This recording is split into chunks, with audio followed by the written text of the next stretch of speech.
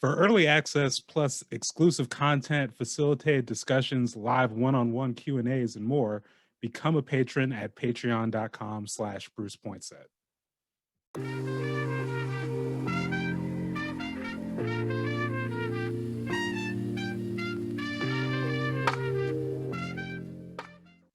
Happy October, everyone. It's Bruce Pointset. And for this month's feature interview, I speak with Alexis Braley-James, CEO and founder of Construct the Present Consulting. Alexis and I speak about the growing apathy and frustration in some circles towards DEI and what's really fueling that.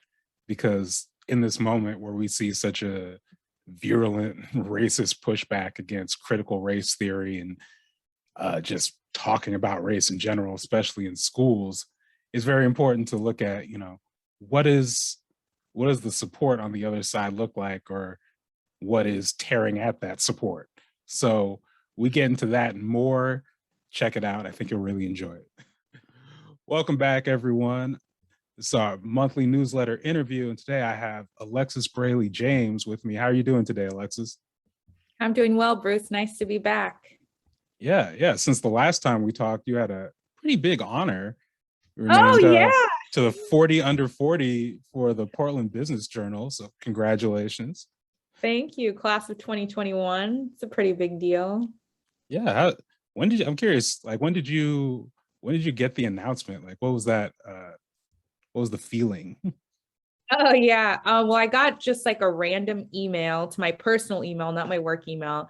And at first I thought it was spam. So I called the person and looked at them on LinkedIn to see, is this a real person? Could it actually be? And it was. And I was like, oh, shit. Can I cuss on here? I always forget where I can't. Yeah. Go ahead. I was like, oh, shit. Well, that's super cool. And I don't know who nominated me. I think it was one of my clients I know, but she would never take credit. So she's just that humble type of person. But it was a really great culmination of kind of my transition and the work that I've been doing over the last few years. So it's a high I've been riding, and I'll probably continue to ride through the end of the year. Now I just need to raise the bar for myself, right? Now I got to level up. What's the next thing? That's what I'm trying to figure. Do they do what? 50 under 50? I don't know. Yeah. Or 40 under 40. I don't think they do 40 under 40, but if they do, I got 5 years. But also the impact I want to make, because 40 under 40 is what I just got. So it's an honor, but it's more representative of the work that I've been doing. That's just sort of the star or the sticker that I get, but that's not why I did it. So now I want to think of the impact. How do I deepen it and broaden it beyond that? 40 under 40. Oof. But I imagine, though, it's probably helped get the name out there and, get more people hearing about Construct the Present. Yeah, it has. And people have connected with me that I probably wouldn't have been connected to, because previously, I think we talked about this, my business is mostly by referral. We don't do any kind of marketing or specific outreach. And so people just refer other companies to me. And this has exposed me to a completely different group of professionals that I've never met and have no connections to. So it's been really nice. Yeah. And, also just I imagine it helps just really, put more of a spotlight on the DEI industry, which is part of the reason I wanted to have a conversation today. Although, we started on a happy note, but kind of wanted to get into a little bit of mess because, it's Portland and things are not always as warm and friendly or even quote unquote Portland nice as, people would like to seem. So I would just directly ask, do you feel like having an honor like that has kind of put a target on your back in any way? Well, that's a good question. Not yet, but maybe that's still to come. I don't think it hasn't put a target on my back. I think if anything, it's made some conversations easier because the way I look at, one, I'm Black, I'm a woman, and I generally just look young. So oftentimes when I'm talking to people who don't know me, I have to do a lot of work of convincing them that I know my stuff, that I know what I'm doing, that I've been in the industry for a long time, and that I know how to get results. And this honor sort of makes that easier. I don't need as much data to prove that I'm good at what I do. They're like, oh, well, if the Portland Business Journal honored you, you must know what you're doing. And whether that's true or not, it's helpful, especially being Black and being a woman. I'll take it. So it hasn't, in that sense, it hasn't put a target on my back. But I also don't know. I try to surround myself with people who are positive and want to do good. So if you hear something, let me know. Well, yeah, again, surrounding yourself with positive people is probably a good thing. It's something I should maybe take into account a little bit more. But I asked that question though, just because, we're in the midst of this national, critical race theory discussion, quote unquote debate, just, reacting to wild white supremacists yelling words in school board meetings. But I think the flip side of that, because that's kind of dominating the conversation, something that's kind of not so much getting, national press headlines, but something I've just been seeing in sort of activist circles is this kind of pushback towards like DEI as an industry. And I think it kind of just comes from, honestly, like bad experiences or, being one, just like the lack of, I feel like the industry doesn't get, or the work doesn't get, there's a, one, just kind of like inherent racism towards the industry, which isn't surprising. But, like even in conversations about, contracting and seeing how much, people will devalue, like say, we want to bring in a facilitator to do this, but people don't want to pay, or people don't want to, pay their rates or respect their rates or feel entitled to, this, basically just being able to access this work for free. And then also, like I said, having, either people who are not, some just bad actors, other people just maybe not with the experience. I had a conversation with someone, we were laughing about, someone was just like, oh yeah, I've volunteered for this anti-racism group, and now that I've been here for 3 weeks, I would like to be a DEI consultant. But people being able to get away with that because there's, a lack of, the industry still feels new to a lot of people. And the result, of course, being is like when you get some of those people in these spaces and things go wrong, it builds this, again, like this apathy or this frustration, and people, it feels like people take it out on the concept as a whole, or really like scapegoat the concept as a whole, versus, saying, wait, no, this is, this is why this is wrong, or this is why, the systemic, or this is the systemic factors of what made this wrong. So I said that to, ask, like, do you feel, as far as like just a sense of, or seeing some of that apathy or some of that frustration, do you see any of that? Yeah, well, I think, Bruce, you just said a lot, like so many of the things that I think we're struggling with in the DEI industry. And I think you're right, that there's a lack of awareness around even what it is.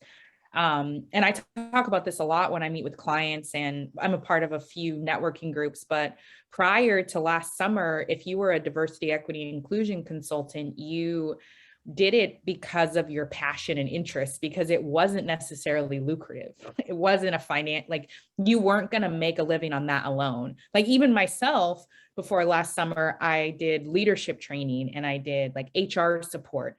Because there weren't enough clients that were solely focused on wanting to talk about racism, sexism, homophobia, and inclusion in the workplace. There just wasn't.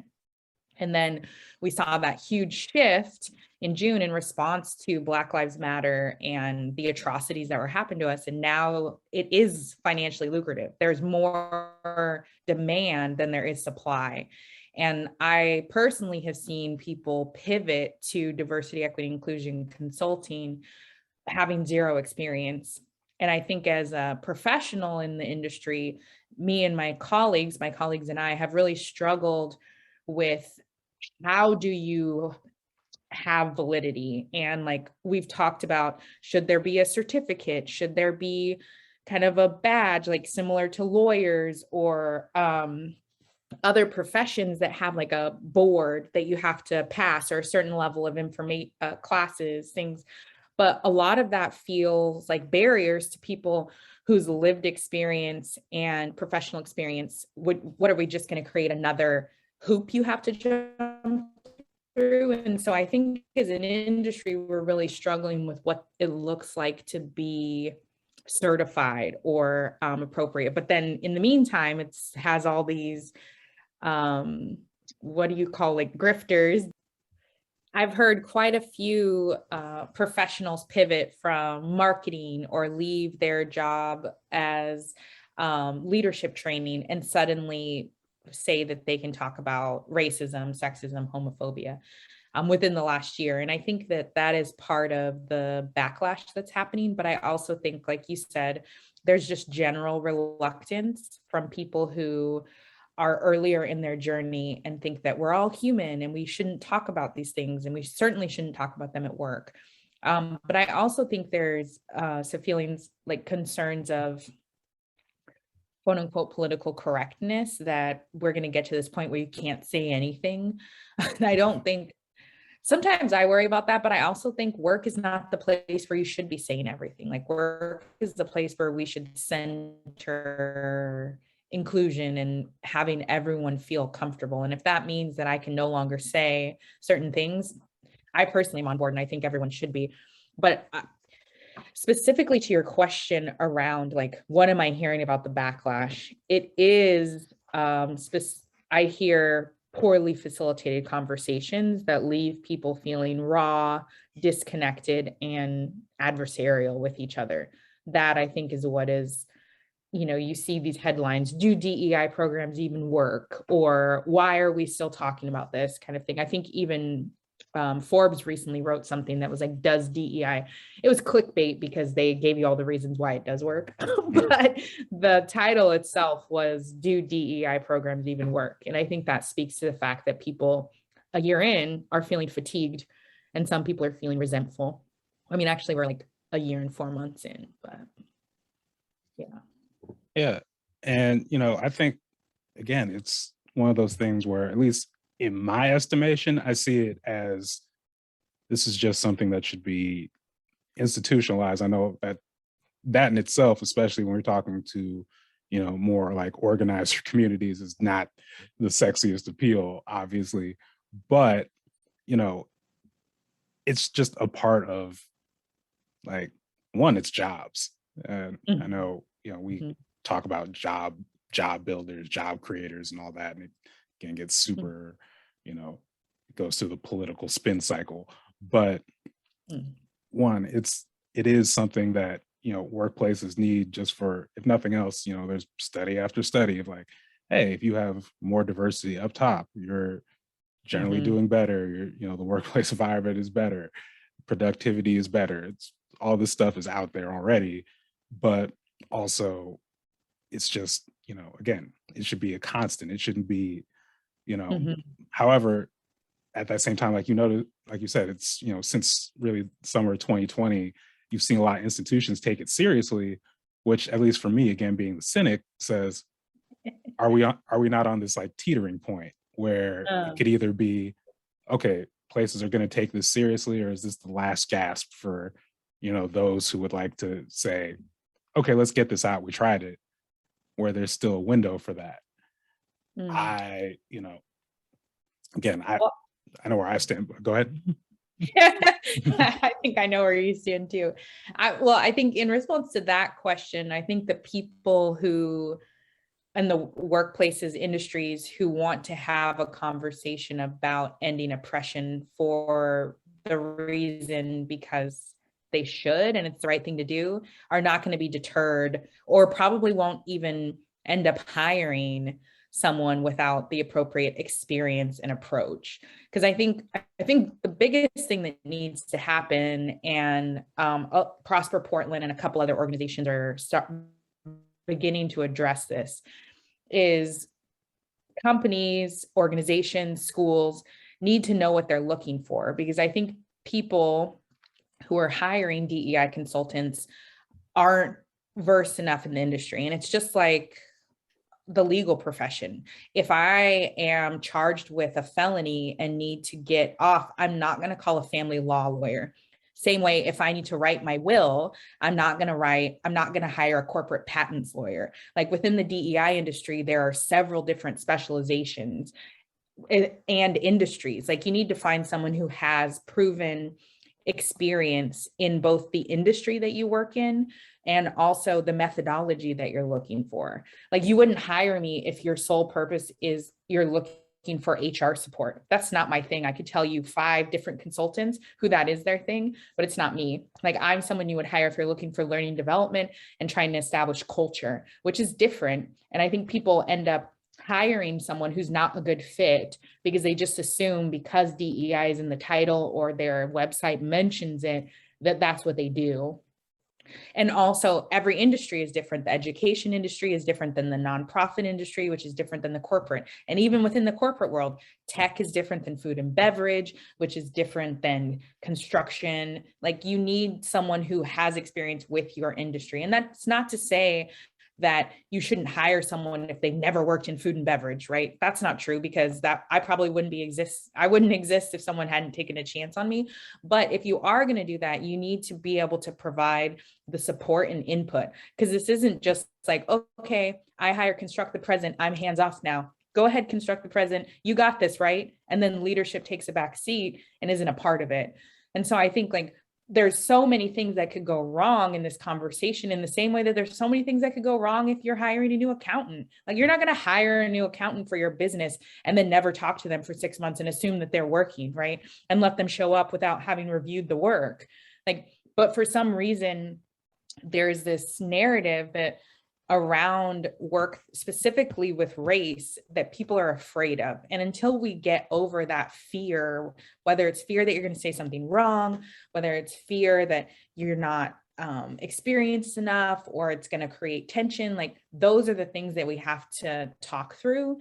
And I think the biggest thing that I always tell my clients is to think about racism as trauma. And so everything that we're doing, we have to take a trauma-informed approach. Like, how would you talk about this if we were talking about something that could have the potential to harm everyone in the room?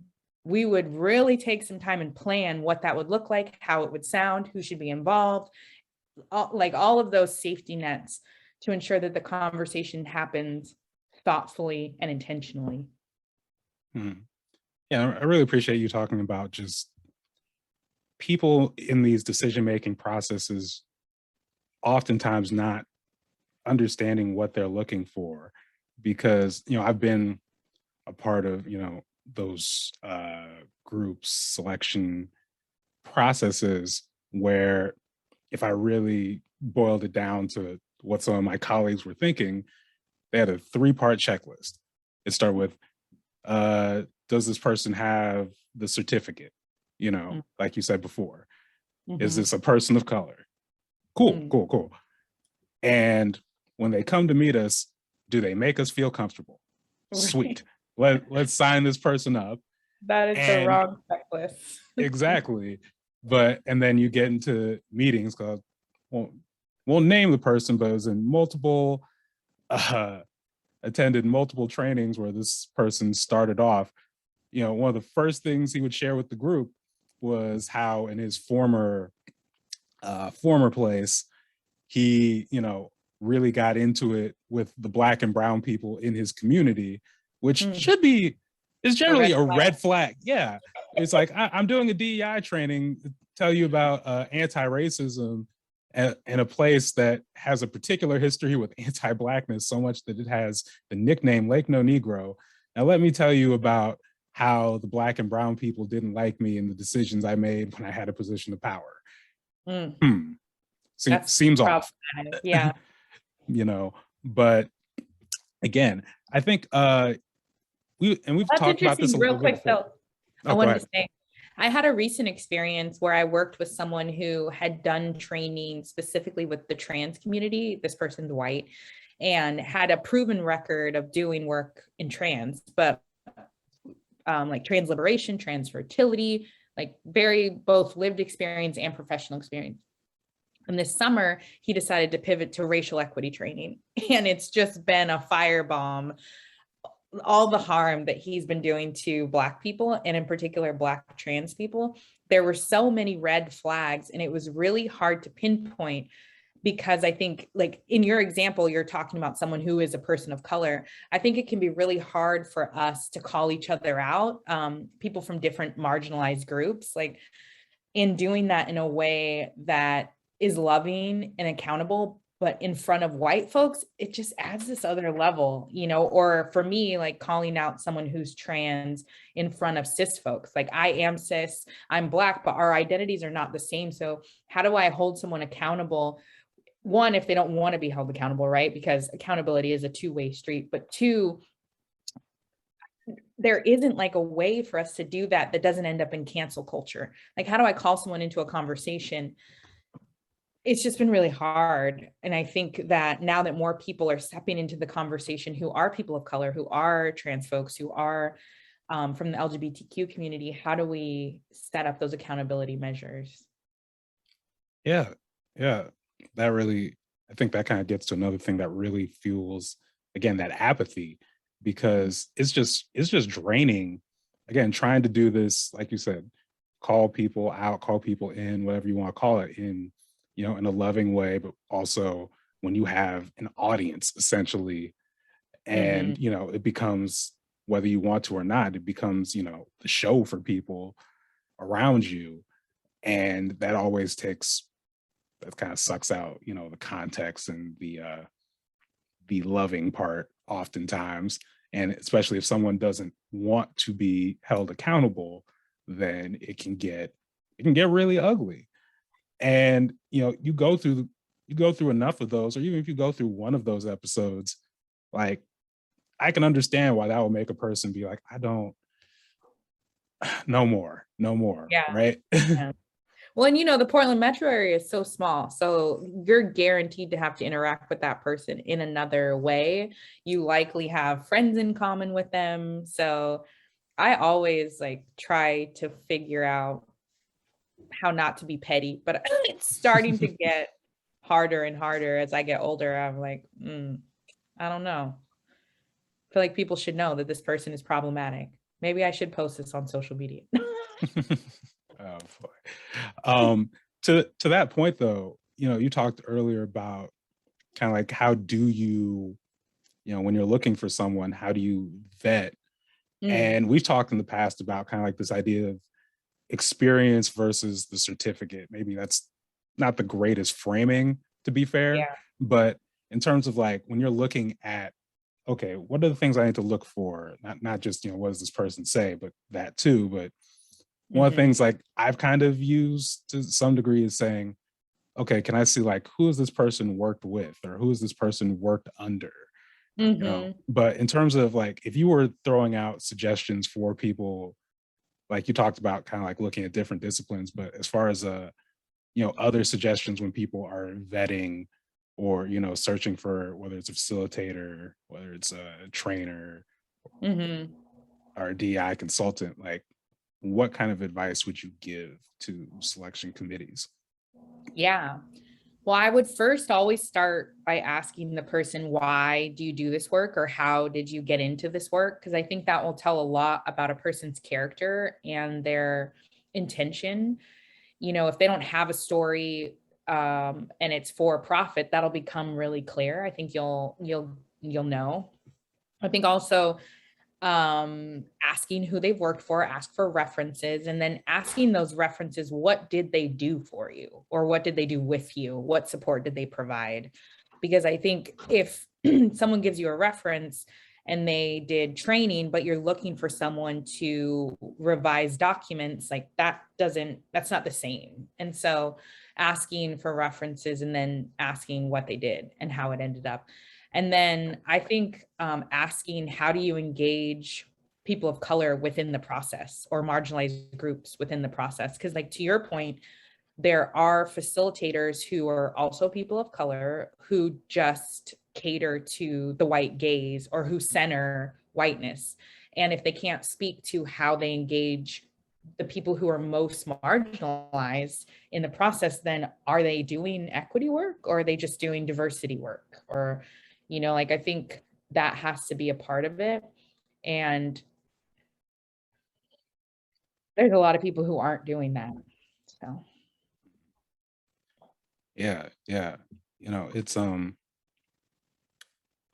again, it just, I think because it seems like a new frontier in so many places, and I'm just speaking in Oregon, and obviously like Lake Oswego, but then also these other towns around the state where again they're just starting to explore this, and the people, whether it be a school district, a city council, or any other group, again it's the level of understanding what to look for is not necessarily there.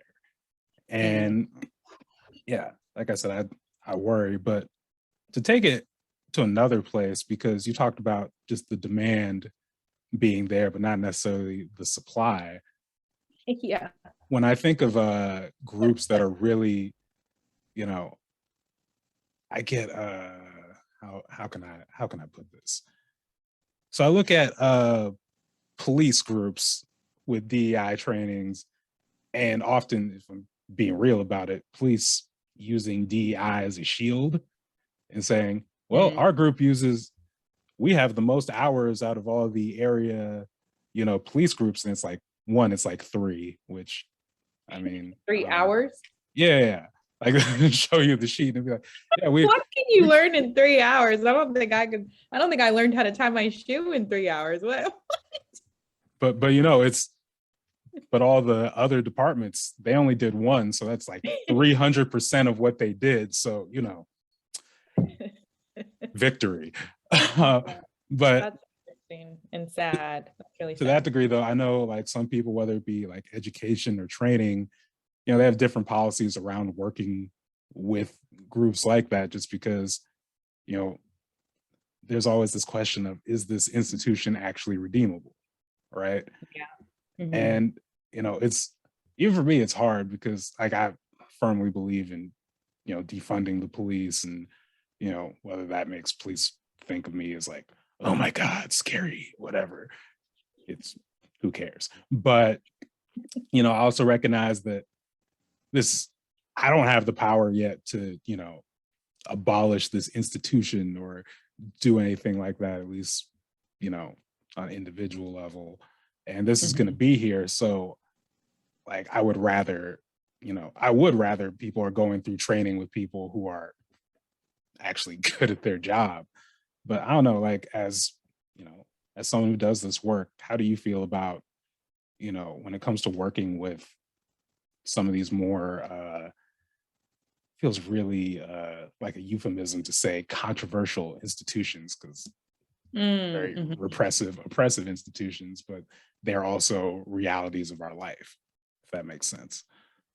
Yeah. Well, I mean, I think I'm always taking into account, because it's just me and 2 other people, our personal bandwidth. Like, do we have the emotional presence and patience to work with those groups? Because I think the police is one, but also there's some really toxic, racist mindsets in all kinds of organizations. We worked with a tech company last year that I literally thought was going to kill me because of all of the mental trauma I had to go through just to have a conversation with them. But so always taking into consideration that, because I think if you're not going to go into it with an open mind, then it's not worth doing it, because you don't get to say where people are. You can only sort of direct where you want them to go. You open the door and hope they walk through it. But I have had an opportunity to work with sheriffs and police captains in different like CEO groups or executive leadership groups who are part of it. And I find that, one, they're not all the same, which I know is redundant, and people say that all the time. But I do think that there are well-intentioned and good people in those positions. They're just not the majority, and they're not always set up for success. There's a Code Switch episode that I just recently listened to that like opened my eyes to I don't think DEI training is the answer for, in particular, if we're talking about the police. I don't think that's the answer, because what this captain was talking about on the interview, and Code Switch is on NPR, but he was saying like, yeah, you know, we bring in these trainers and we talk about racism and unconscious bias. And then we take the new recruits to a Black neighborhood and say, see, notice this is what someone looks like when they're on drugs. Notice this is what someone looks like when they might be carrying. And so it's not that they're intentionally saying, I'm going to go to this Black neighborhood, but they're going to high crime areas. And if in the past, racism has created that high crime area, and now you're training this next level, even though they just went through DEI training, but you're training them to look for problems, and the picture in their mind is a Black person, like you've completely unraveled everything you're doing. And so it's like it has to be on the job, and it has to be integrated into existing structures, which I think oftentimes organizations, the police are not alone, try to put DEI in this separate box. It's like, today we're going to talk about racism. Today we're going to talk about inclusion. And every other day it's business as usual. It has to be layered into every single thing that you do, every training, every interaction, the performance evaluation, like, and that's where I think it gets wrong. But I will do training. I will work with any company that shows me that they're committed to it. And commitment looks like budget. Commitment looks like leadership is engaged, and they're investing more than just a one-off training, but a committed series of events and structures. And I feel like now I can tell right away, like in the first 30 minutes, I know if this is going to be fruitful or if it's going to be another client where every day I'm wishing I hadn't taken them on. Yeah, well, I never get into that situation again. hopefully, I wish you the best, and a lot of luck there. But yeah, this lastly, you know, I framed this interview kind of around a pretty like cynical look at it. But as far as, you know, how you see just both like in the industry going forward, and, you know, people taking on, or say institutions really taking DEI seriously. Yeah, what do you see going forward? Well, I think me and other DEI practitioners, we need to get together and come up with something. You know, like I think there's all these people who are trying to make these decisions for us. Like Meyer Memorial Trust tried it, Prosper Portland is trying it, but I really think it needs to come from the industry if it's going to have any validity. And that's not to like shit on what Meyer or Prosper Portland's doing.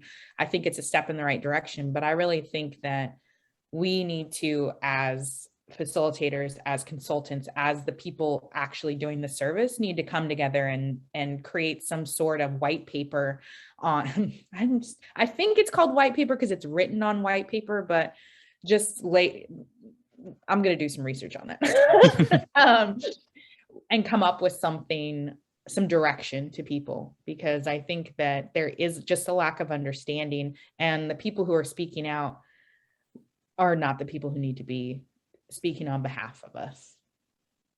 Right. Well, yeah, Alexis. Yeah. Right. So yeah, Alexis, thank you again for taking the time. And where can people find you and find out about Construct the Present? Yeah, you should follow us on Instagram. We're at CTP_consulting. We're also on Facebook, Consult the Present, and tried and true website, www.constructthepresent.com. Yeah, in case Facebook and IG go down again. Yeah. Websites. Good old website. Awesome. Good old website. Yeah, well, Alexis, thank you again, and enjoy the rest of your day. Thanks, Bruce. See you later. Thank you for watching. Please like and share and subscribe so you can stay up to date on all the latest videos. Thank you.